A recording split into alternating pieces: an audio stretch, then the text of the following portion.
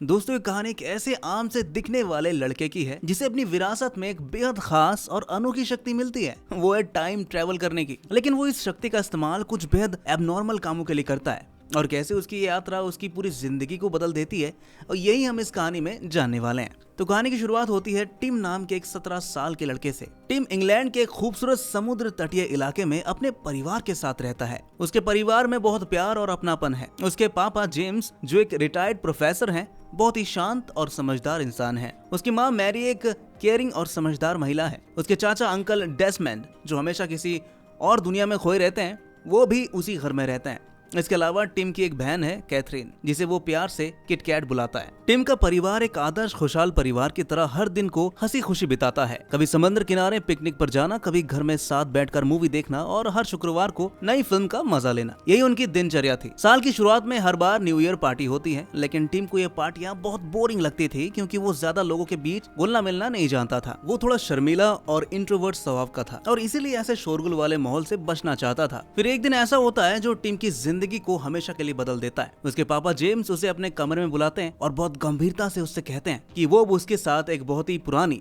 और पारिवारिक सच्चाई साझा करना चाहते हैं। एक ऐसा राज जो उन्हें उनके पापा ने तब बताया था जब वो 21 साल के हुए थे। लेकिन जेम्स अब ये बात टिम को 17 साल की उम्र में ही बता रहे हैं। वो कहते हैं शायद तुम्हें ये बात सुनकर थोड़ा अजीब लगे और शायद तुम यकीन भी ना करो, लेकिन हमारे परिवार के सभी मर्दों के पास एक खास ताकत होती है। हम टाइम ट्रेवल कर सकते हैं। हम अपने अतीत में जाकर उस समय को दोबारा जी सकते हैं जिससे हम अपनी गलतियों को सुधार सकते हैं और अपनी जिंदगी को बेहतर बना सकते हैं। टिम इस पूरी बात को एक मजाक समझता है, लेकिन फिर भी वो सोचता है क्यों ना एक बार कोशिश की जाए।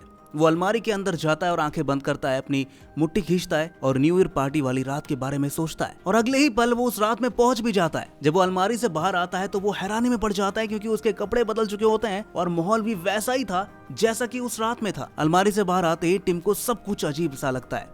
वो पहले जैसा नहीं दिख रहा था। उसके कपड़े बदल चुके थे और माहौल पूरी तरह से न्यू ईयर वाली पार्टी जैसी लग रही थी। ये देखकर वो बिल्कुल हक्का बक्का रह गया। उसे यकीन ही नहीं हो रहा था कि उसके पापा जो कह रहे थे वो सच है। वो अब नीचे पार्टी में पहुंचता है और वहाँ वही सब दोबारा जीता है जो वो पहली बार मिस कर गया था। इस बार वो लोगों के बीच थोड़ा खुलता है, हंसता है, बातचीत करता है और थोड़ी मस्ती भी करता है। पार्टी खत्म होने के बाद वो फिर अलमारी में जाकर वही प्रक्रिया दोहराता है। मुट्ठी को खींचकर अपने समय में वापस लौट आता है। अब वो पापा के पास जाकर उन्हें बताता है कि बिल्कुल आपने सही कहा था पापा। जेम्स मुस्कुराते हैं, लेकिन साथ ही उसे चेतावनी भी देते हैं कि इस शक्ति का इस्तेमाल सिर्फ अपनी जिंदगी को बेहतर बनाने के लिए करना है, न कि शोहरत या दूसरों को बदलने के लिए, क्योंकि ऐसा करने वाले हमारे परिवार में एक थे जो आज अकेलेपन और अफसोस में जी रहे हैं। टिम इस बात को दिल से मानता है और सोचता है कि वो भी इस ताकत का इस्तेमाल अपने प्यार को पाने के लिए करेगा। उसे प्यार चाहिए, किसी का साथ चाहिए। और किस्मत देखी उसकी, कुछ ही दिनों में उसकी बहन कैथरीन की एक दोस्त शार्लेट उनके घर एक महीने के लिए रहने आती है। शार्लेट बेहद खूबसूरत थी और टिम उसे पहले नजर में ही पसंद करने लगता है। एक दिन शार्लेट और कैथरीन बाहर धूप सेक रही होती हैं। तभी शार्लेट टिम को आवाज लाकर कहती है, क्या तुम मुझे सनस्क्रीन लगा सकते हो? टिम ये सुनकर थोड़ा घबरा जाता है, लेकिन जल्दी मौके का फायदा उठाने के लिए आगे बढ़ता है। पर जैसे ही वो सनस्क्रीन लगाने जाता है, क्रीम थोड़ा ज्यादा निकल जाता है और सब कुछ गड़बड़ हो जाता है। टिम शर्मिंदा हो जाता है और वहाँ से भागकर सीधा अलमारी में जाता है। अब वो टाइम ट्रेवल करके फिर उसी पल में वापस पहुंचता है। इस बार जब शार्लेट उसे बुलाती है तो वो पूरे कॉन्फिडेंस और जेंटली के साथ जाता है और बहुत ही अच्छी तरीके से सनस्क्रीन लगाता भी है, जैसे वो पहले से जानता हूँ कि क्या करना है उसे। और इस बार सब कुछ परफेक्टली होता है। इसके बाद पूरा समर वेकेशन बहुत ही खूबसूरत तरीके से गुजरता है। टिम, शार्लेट और बाकी दोस्त मिलकर बहुत ही अच्छा समय बिताते हैं। टिम शार्लेट को दिल से चाहने लगता है। वो उसके साथ बिताए हर पल को खास महसूस करता है और धीरे धीरे टाइम ट्रेवल की बात उसके दिमाग से निकल जाती है। वो सिर्फ उसी एक लड़की के बारे में ही सोचने लगता है। लेकिन वक्त कभी किसी के लिए रुकता नहीं है। समर वेकेशन खत्म होने वाला था और शार्लेट वापस जाने वाली थी। टिम ने अब तक अपने दिल की बात उसे बताई नहीं थी। जब वो आखिरी रात को उसके पास जाता है और अपने प्यार का इजहार करता है तो शार्लेट मुस्कुरा कर कहती है, तुम्हें बात पहले बतानी चाहिए थी ना, तब हम इस समर वेकेशन को और खूबसूरत तरीके से मना सकते थे। ये सुनते ही टिम परेशान हो जाता है और टाइम ट्रेवल करके 1 महीने पहले चला जाता है ताकि सही वक्त पर उसे प्रपोज कर सके। लेकिन उस बार भी शार्लेट कहती है, तुम्हें ये बात तब कहनी चाहिए थी जब मैं इस घर में आखिरी रात बिता रही हूँ, ताकि हम एक दूसरे को अच्छे से जान चुके हों। अब टिम को समझ आ जाता है कि शार्लेट उसे कभी पसंद नहीं करती थी और टाइम ट्रेवल से किसी के दिल को बदला नहीं जा सकता। प्यार अगर होता है तो वो होता है और नहीं होता है तो लाख बार समय बदलने से भी कुछ नहीं होता।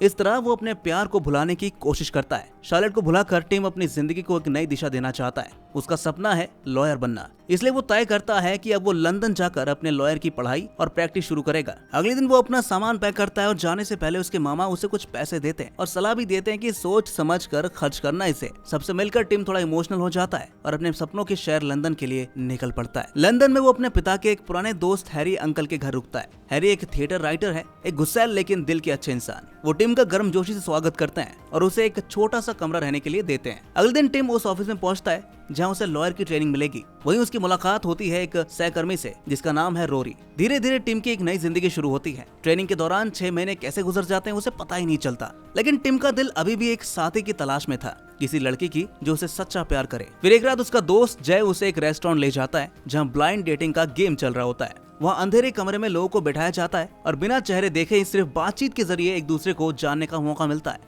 इसी अंधेरे में टिम की मुलाकात होती है मैरी से। दोनों की बातचीत शुरू होती है और धीरे धीरे वो एक दूसरे के मजाक, बातों और हंसी में खो जाते हैं। टिम को महसूस होता है कि उसे किसी से असल में जुड़ाव महसूस हो रहा है। जब डेटिंग खत्म होती है और बाहर रोशनी में दोनों पहली बार एक दूसरे को देखते हैं तो दोनों एक दूसरे को पहली नजर में अच्छे लगने लगते हैं।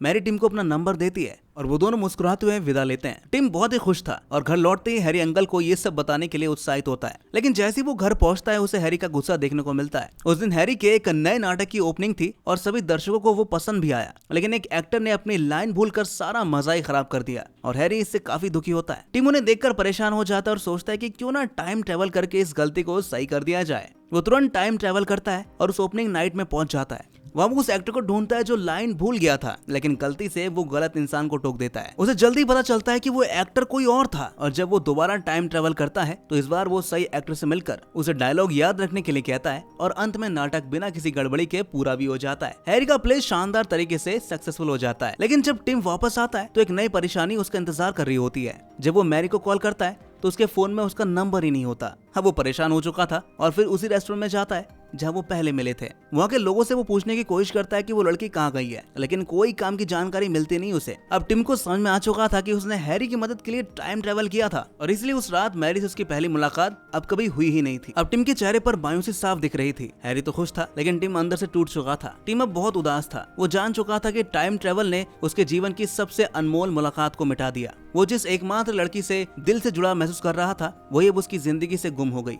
लेकिन हार मानना टिम की फितरत में नहीं था। तभी उसे याद आता है कि मैरी ने ब्लाइंड डेट के दौरान बातचीत में कहा था कि उसे एक मॉडल बेहद पसंद है। ये बात अब टिम के लिए एक उम्मीद की किरण बन गई। टिम जल्दी से उस मॉडल की एग्जीबिशन में जाता है जहाँ उम्मीद थी कि मैरी मिल सकती थी। काफी देर तक वहाँ पर घूमने के बाद उसकी नजर एक लड़की पर पड़ती है और वो मैरी ही थी। लेकिन जब टिम उसके पास जाकर बात करने की कोशिश करता है तो मैरी उसे पहचान ही नहीं पाती। आखिर उनके बीच की पहली मुलाकात तो अभी भी हुई नहीं थी ना। फिर भी टिम बहुत ही शांति और विनम्रता से बात करता है और मैरी से कहता है कि क्या वो कुछ वक्त उसके साथ बिता सकती है। मैरी थोड़ी हैरान हो जाती है, लेकिन उसकी मासूमियत और सच्चाई से प्रभावित होकर वो मान जाती है। फिर वो अपने एक दोस्त से मिलवाती है और तीनों साथ में कॉफी पीने बैठते हैं। कॉफी पीते समय टिम को एक और झटका लगता है। मैरी का एक बॉयफ्रेंड था रॉबर्ट, अब उसके सामने एक और दीवार खड़ी हो गई थी। वो इस बात पर भरोसा ही नहीं कर पाता। बातचीत में उसे ये पता चलता है कि मैरी और रॉबर्ट की पहली मुलाकात एक पार्टी में ही हुई थी। टिम समझ जाता है कि अब उसे फिर से टाइम ट्रेवल करना पड़ेगा। इस बार उस पार्टी में जाने के लिए और मैरी से पहले रॉबर्ट से मिलकर उसकी जगह लेना होगा। वो जल्दी से अलमारी में जाता है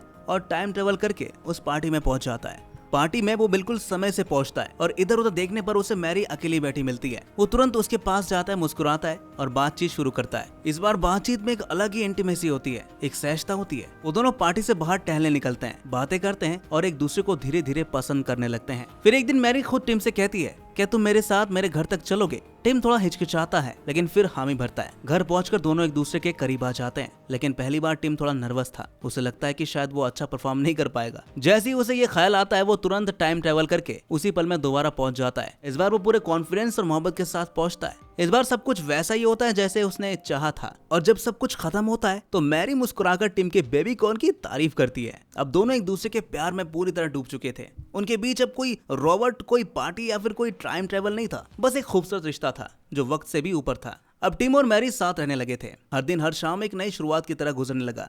वो साथ में फिल्में देखते, खाना बनाते, बातें करते और अपने छोटे से घर को एक प्यारे से संसार में बदल देते। कुछ समय बाद एक दिन मैरी अपने मम्मी पापा को मिलने बुलाती है, लेकिन अब तक उन्होंने ये नहीं बताया था कि टिम और वो एक ही घर में साथ रहते हैं। वो बस इतना जानते थे कि टिम उसका बॉयफ्रेंड है।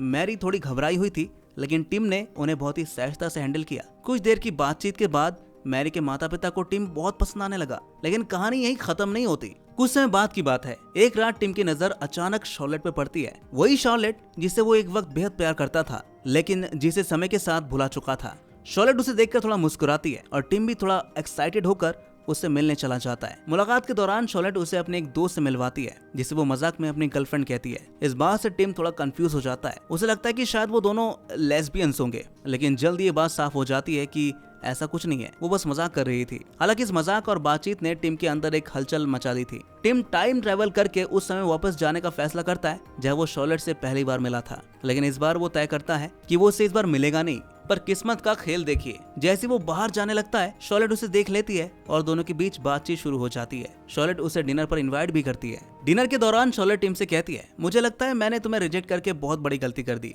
अब मैं तुम्हें पसंद करने लगी हूँ। ये सुनकर टिम थोड़ी देर के लिए शांत हो जाता है। शॉर्लेट उसे घर तक छोड़ने की बात कहती है और जब वो उसे घर तक छोड़ देती है तो अंदर आने के लिए भी कहती है, लेकिन टिम विनम्रता से मना कर देता है और वहाँ से लौट जाता है। उसकी इस चुपचाप विदाई के पीछे एक बहुत ही बड़ी बात थी। अब टिम को समझ में आ चुका था कि असली प्यार कौन है। वो मैरी को बहुत गहराई से चाहने लगा था और अब उसके दिल में किसी और के लिए कोई जगह नहीं थी। घर पहुंचते ही टिम बिना देर किए मैरी को प्रपोज करता है और मैरी, जो खुद भी टिम से बेहनता प्यार करने लगी थी, खुशी खुशी शादी के लिए हाँ कह देती है। इसके बाद टिम उसे अपने परिवार से मिलवाने ले जाता है। मैरी बहुत ही सरलता और सहजता से टिम की माँ मैरी, बहन कैथरीन और अंकल डेस्मंड से घुल मिल जाती है। कैथरीन भी मैरी से मिलकर काफी खुश थी। पूरा परिवार इस नए रिश्ते से बहुत ही संतुष्ट लग रहा था। रात के डिनर के वक्त टिम सबको एक और खुशखबरी देता है कि मैरी प्रेग्नेंट है और हम जल्द ही शादी करने वाले हैं। ये सुनते ही पूरा परिवार खुशी से झूम उठता है। अब एक नई शुरुआत की तैयारी होने लगती है। टिम और मैरी मिलकर अपनी शादी की प्लानिंग शुरू करते हैं। शादी वाले दिन मैरी खास तौर पर वही गाना चलवाना चाहती है जो टिम और उसके पापा जेम्स को काफी पसंद है, ताकि वो पल और भी यादगार बन जाए। और उस दिन जबरदस्त बारिश और तेज तूफान के बीच बेहद ही हंसी खुशी के साथ टिम और मैरी की शादी हो जाती है। टिम ने अपनी शादी के लिए कुछ खास लोगों को बेस्ट मैन की स्पीच देने के लिए कहा था, लेकिन सबकी स्पीच बेहद बोरिंग और खराब निकलती है। ऐसे में टिम टाइम ट्रेवल करता है और खुद को ही बेस्ट मैन स्पीच देने के लिए भेजता है। जब वो खुद मंच पर आता है और स्पीच देता है तो सबको बहुत ही अच्छा लगता है, लेकिन टिम इससे संतुष्ट नहीं था। वो एक बार फिर टाइम ट्रेवल करता है और इस बार अपनी स्पीच को पहले से भी ज्यादा भावनात्मक और खूबसूरत बनाता है। उसकी स्पीच सुनकर वहाँ मौजूद सभी लोग भावुक हो जाते हैं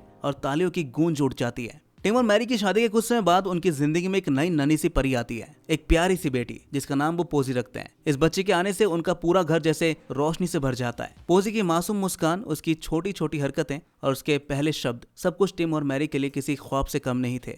पोजी के पहले जन्मदिन पर पूरे परिवार को टिम ने अपने घर पर इनवाइट किया। सभी लोग समय पर पहुंचे, बस एक इंसान नहीं आई, कैथरीन, जो टिम की बहन थी। पहले तो सबको लगा कि शायद वो लेट है, लेकिन तभी उसका बॉयफ्रेंड आता है और टिम को बताता है कि कैथरीन और उसका झगड़ा हो चुका है। गुस्से में आकर कैथरीन ने थोड़ी शराब पी ली और कार लेकर बाहर निकल गई थी और फिर उसका भयंकर एक्सीडेंट हो गया। ये सुनते ही टिम और मैरी घबरा जाते हैं और तुरंत हॉस्पिटल पहुंच जाते हैं। वो कैथरीन की हालत देखकर टिम अंदर से टूट जाता है। वो उसे तकलीफ में देखकर खुद को रोक नहीं पाता और तुरंत पास्ट में जाकर उस एक्सीडेंट को रोकने का फैसला करता है। टिम इस बार खुद ड्राइव करता है और जैसे ही वो देखता है कि कैथरीन कार लेकर वहाँ से निकल रही है तो वो सही वक्त पर वो पहुंचकर उसे रोक लेता है और उसकी जान बच जाती है। अब जब कैथरीन की जान बच जाती है तो टिम और मैरी सोचते हैं कि क्यों ना कैथरीन की जिंदगी को पूरी तरह बेहतर बना दिया जाए। वो दोनों मिलकर अब प्लान करते हैं कि अब कैथरीन को उस लड़के से दूर रखा जाए जिसकी वजह से उसका दिल टूटा और जिंदगी बर्बाद हो गई। टिम एक और बड़ा फैसला करता है। वो कैथरीन को अपनी टाइम ट्रेवल की सच्चाई बता देता है और फिर न्यू ईयर की उस रात में उसे वापस लेकर जाता है जब कैथरीन की उस लड़के से पहली मुलाकात हुई थी। इस बार पार्टी में पहुंचकर कैथरीन उस लड़के को जोरदार थप्पड़ मारती है और अपने जीवन में आगे बढ़ने का फैसला करती है।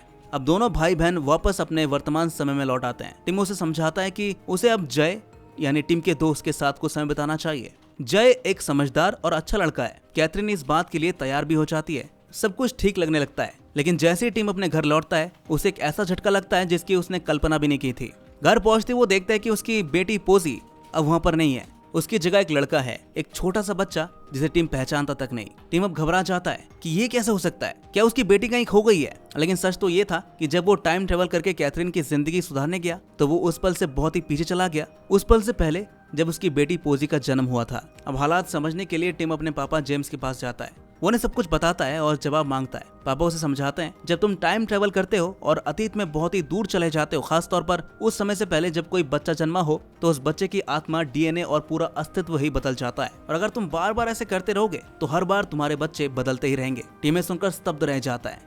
यानी स्टन रह जाता है। अब उसके पास दो ही रास्ते थे, या तो अपनी बहन कैथरीन की जिंदगी सुधारने के लिए अपनी बेटी पोजी को खो दो, या फिर अपनी बेटी को वापस लाने के लिए उस एक्सीडेंट को होने दो। दिल पर पत्थर रखकर टिम एक बहुत ही मुश्किल फैसला करता है। वो फिर से टाइम ट्रेवल करता है और इस बार उस एक्सीडेंट को होने देता है। फिर वो उसी पल में लौटता है जब वो और मैरी हॉस्पिटल में थे, और इस बार वो और मैरी मिलकर कैथरीन को समझाते हैं कि वो उस लड़के को हमेशा के लिए भुला दे और जय के साथ अपनी जिंदगी शुरू करे, और कैथरीन मान भी जाती है। अब टिम वापस अपनी बेटी पोजी को पा लेता है, लेकिन इस बार वो समझ चुका था कि हर टाइम ट्रेवल की एक कीमत होती है और कुछ चीजें सिर्फ सुधारने के लिए नहीं होती, बल्कि उन्हें जैसा है वैसा ही स्वीकार करना ही पड़ता है। अब कहानी धीरे धीरे एक इमोशनल मोड़ ले लेती है, जहाँ टिम को अपने पिता की बीमारी का पता चलता है और वो फिर से एक बड़े भावनात्मक संघर्ष से गुजरता है। समय बीतता गया, टिम और मैरी की जिंदगी अब धीरे धीरे पटरी पर लौट रही थी। पोजी अब बड़ी हो रही थी और टिम खुद को एक संपूर्ण पिता मानने लगा था। उसी दौरान एक और खुशी उनके जीवन में दस्तक देती है। टिम और मैरी को दूसरा बच्चा होने वाला था। हर ओर खुशियों का माहौल था, लेकिन फिर एक दिन टिम को एक ऐसा झटका लगता है जो उसकी रूह तक को कपा देता है। उसे पता चलता है कि उसके पापा जेम्स को कैंसर हो गया है